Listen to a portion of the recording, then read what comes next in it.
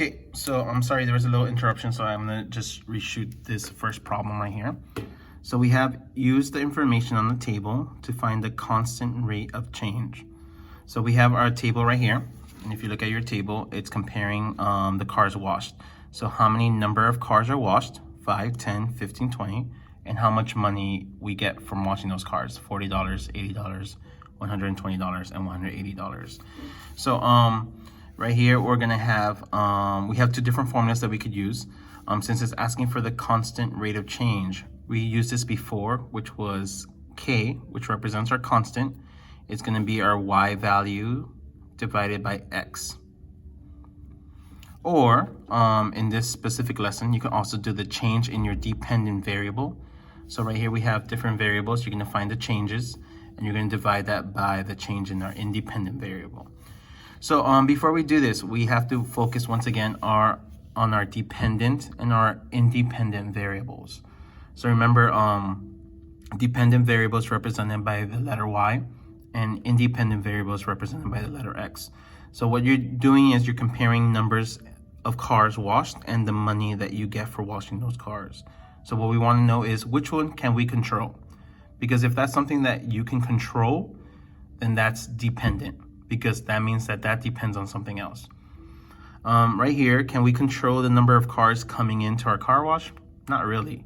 Can we control how much money we charge them? Yes. So basically, what the money you make depends on how many cars come. I'm gonna repeat that. The amount of money you make depends on how many cars come to get washed. So for that reason, our dependent variable is what we can control. We can control the money, because how much we charge, and that's why money is our dependent Y variable. And that means that the cars are our independent X value. So all you have to do now is basically divide your Y's by your X. However, you can see that there's different Y's and different X's. So we're gonna be focusing on this more, which is gonna be your change in the dependent variables divided by the change in your independent variable. So if we look right here, we know money is Y. So these are my Y values. And we know that number of cars is our X values. So we're gonna find the change. In order to find the change, all you're gonna do is, what is the difference between each number? So you can see that it changes by 40 every time on this side. And then right here in X, our change in X is 5, because it changes by 5 every time. So that means that our change in Y is 40, and our change in X is 5. So that's all you have to do. Once you determine that, you're gonna divide change in dependent, 40, which is Y, divided by change in independent, or X, which is 5.